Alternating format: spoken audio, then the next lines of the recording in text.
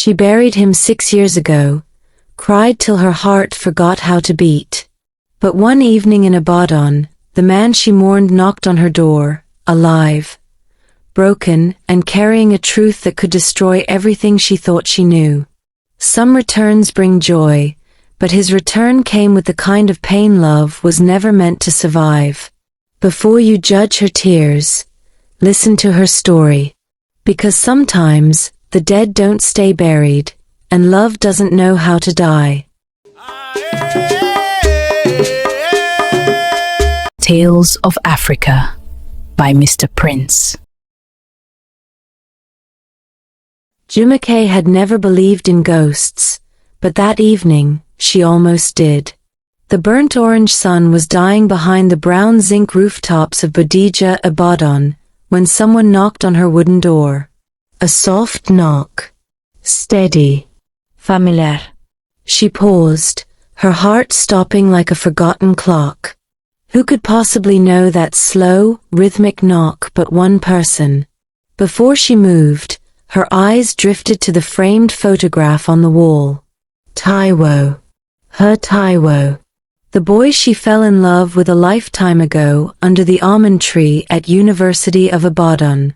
The man who left her 6 years ago and never returned. The same man she mourned, the same man Abaddon swore was dead. Buried in a wrecked Danfo on Lagos Abaddon Expressway. She was told to forget him and move on. But she didn't. Her hands shook as she turned the key. And when the door opened, she lost her breath. It was him. Flesh and blood. Older. Scarred. Leaner. But him. Jumoke, he whispered. The world swayed. You're dead, she choked. They said you died. I tried, he said, eyes deep with pain. I did die, Jumoke. But my heart stayed here with you. She didn't speak, just stared. Because in that moment, all that love she buried came choking back like a forgotten river. And everything she rebuilt started to crack. Jumoke didn't ask him inside. Her body simply moved, as though a force greater than logic was pulling her. Taiwo stepped in slowly, like a visitor unsure of his welcome. His eyes scanned the room, small but neat, smelling faintly of lavender soap and kerosene. The same curtains they picked together 5 years ago. Still hanging. Still spotless. Still his favorite shade of mustard yellow. You kept everything the same, Taiwo murmured, almost to himself. Jumoke didn't answer. She was trying to find her voice again, but her voice was tangled somewhere between shock, resentment, and the type of love that never listened to warnings. For a moment, silence hovered thick in the air. She watched him sit, the way he winced slightly as though something hurt him deep inside. That's when she noticed the walking cane against the wall. The limp in his left leg. The thin white scar from his eyelid to his jaw. Evidence of a life that went wrong somewhere. Where have you been, Taiwo? Her voice cracked open. It wasn't loud. It wasn't angry. It was the kind of question born from a heart that waited too long, too loyal for its own good. Why didn't you come back? I buried you in my heart. I moved on with grief. What happened? He breathed, chest rising and falling like it fought a battle. Then slowly he spoke. I didn't leave because I wanted to. I left because I was running. Running from people, from mistakes, from a truth that would have destroyed you if I stayed. His eyes dared to meet hers. And I almost died the night I tried to come back. Jumoke's throat tightened. That wasn't the story she heard. The story in Abaddon was that Taiwo died in a road accident. That he was a victim. A tragedy. What truth? She whispered. He hesitated. The silence stretched. Then he said the last thing she expected to hear. I wasn't supposed to survive, Jumoke. I was supposed to stay dead. And at that moment, her heartbeat stumbled, because his words sounded less like regret, and more like a warning. The words hung in the room like smoke, heavy and impossible to ignore. I was supposed to stay dead.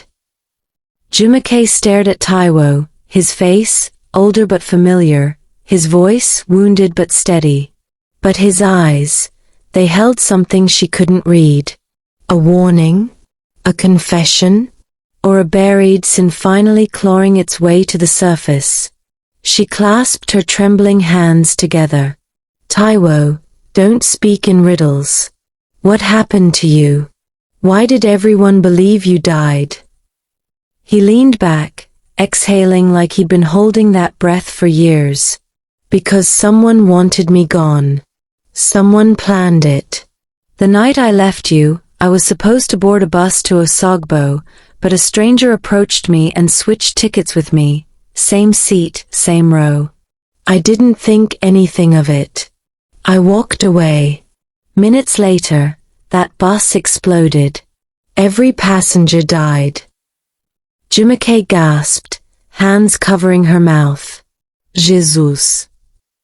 Taiwo continued, voice cracking in places where memory still held pain. The people who wanted me gone thought I was on it. They believed I died. And I let them believe it, because if I came back, you wouldn't have been safe either. Jumoke felt the air leave her chest. Safe from who? Taiwo stared at her, a look that pierced beyond the years of silence. From someone close. Someone you still trust. Someone who lied to you just to keep control of what was never theirs. Her heart skipped. A familiar feeling of danger crawled up her spine, like the truth was outside, banging on her door just like Taiwo did hours ago. You're not making sense, she managed to say, though her body already knew she was lying.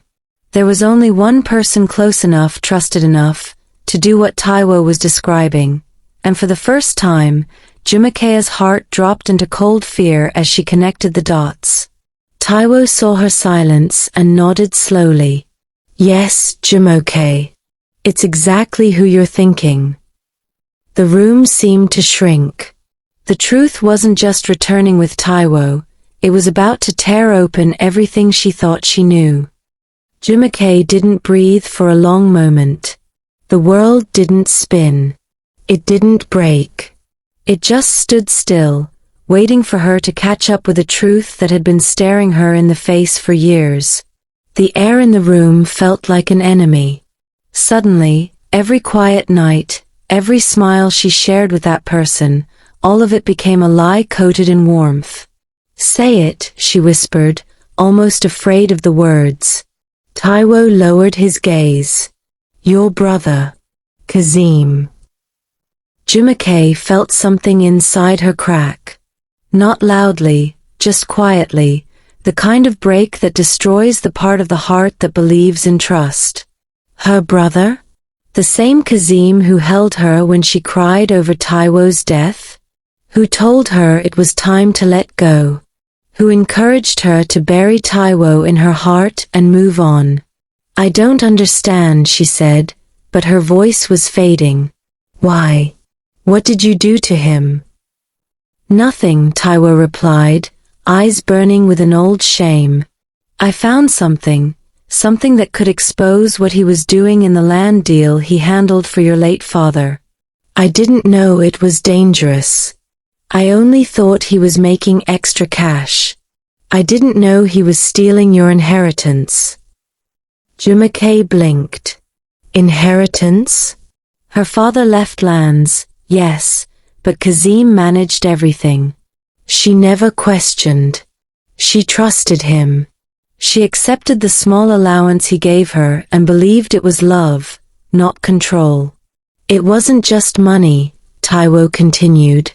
It was power, influence. And when he realized I knew enough to ruin him, he made sure I disappeared. Forever. The truth came crashing like a heavy rain on rusted zinc. Yet Jumoke wasn't crying. Not yet. The hurt was too deep for tears. The betrayal too intimate.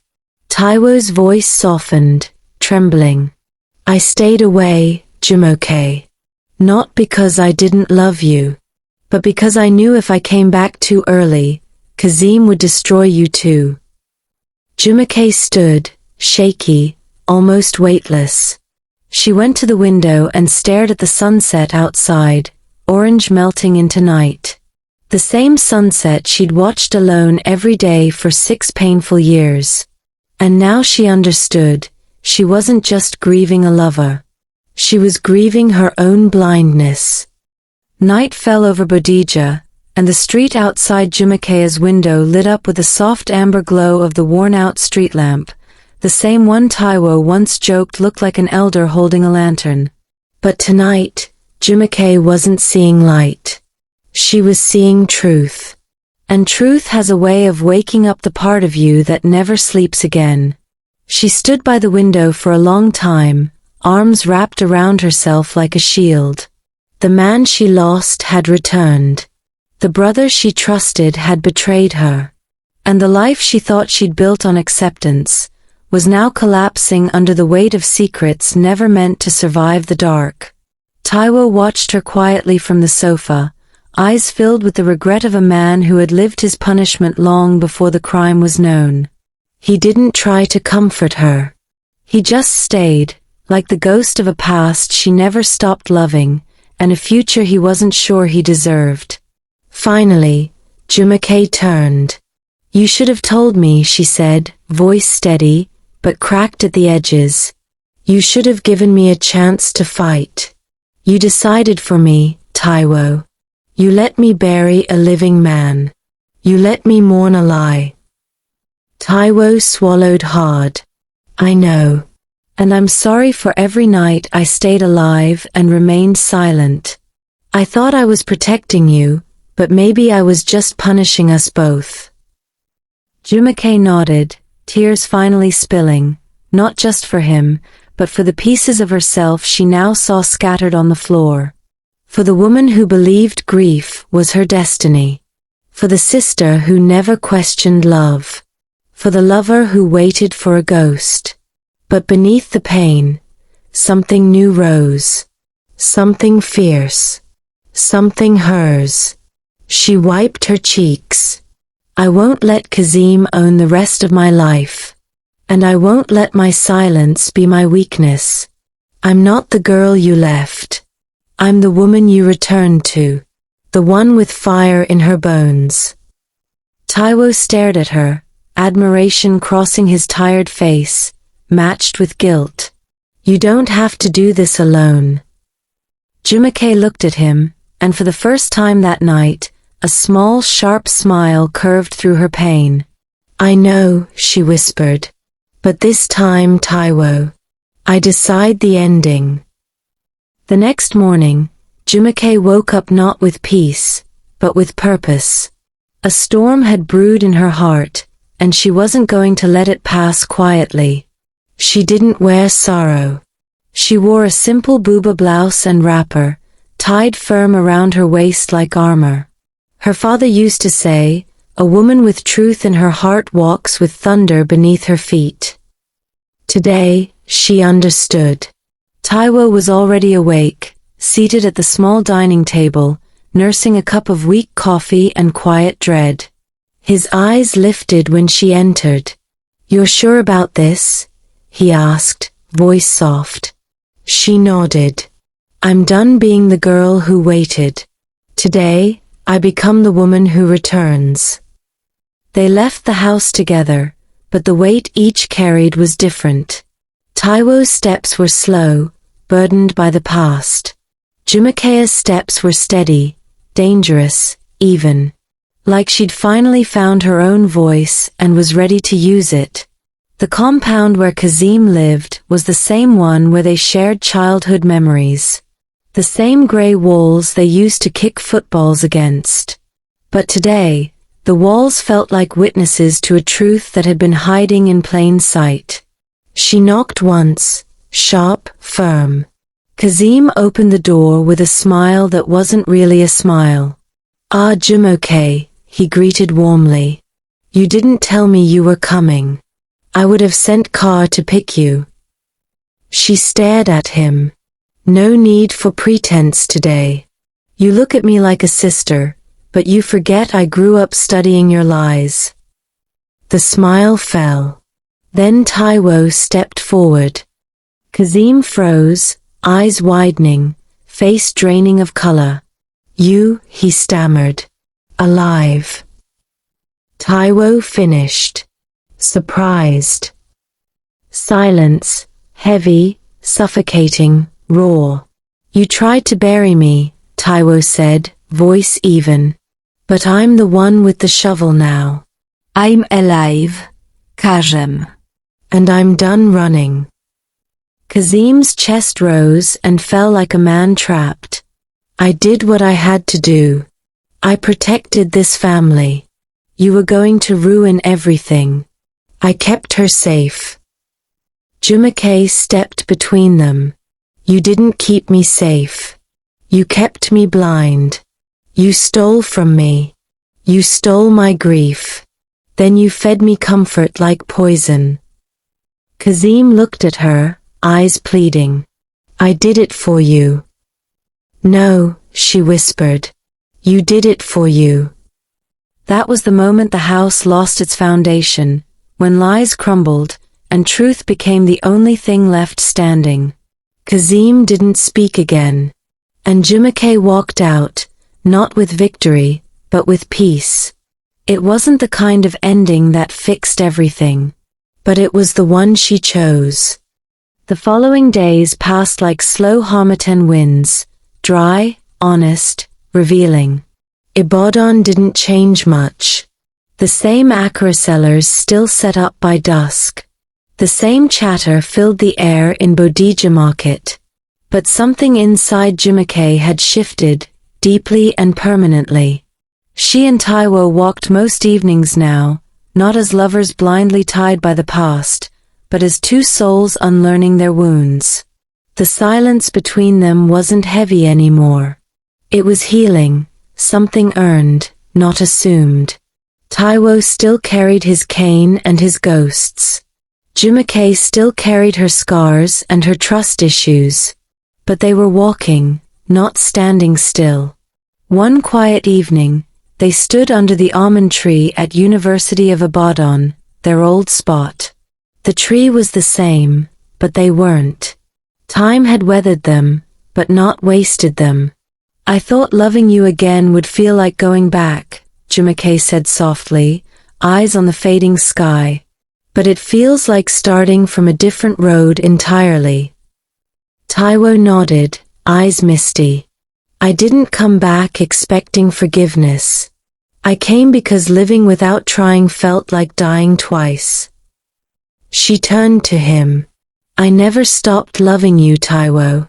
But love alone can't fix everything." Her voice trembled, but it didn't break. "We both have healing to do, separately and together. I don't know what future we'll build, but this time, I want it to be honest." And there, in the soft half-light of dusk, Taiwo smiled. "A real one. Then let's not promise forever. Let's promise truth."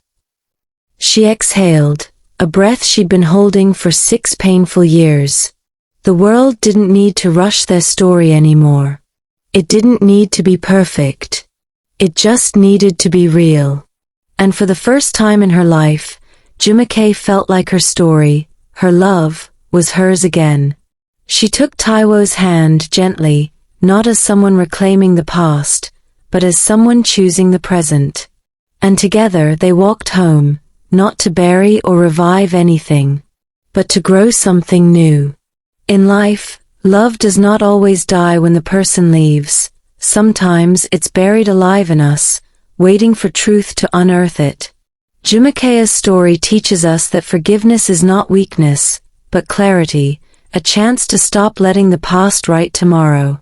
And truth, though sharp, is the doorway to peace. Never let the silence of betrayal steal your voice. And never allow grief to blind you to healing. Love doesn't become true because it survived pain.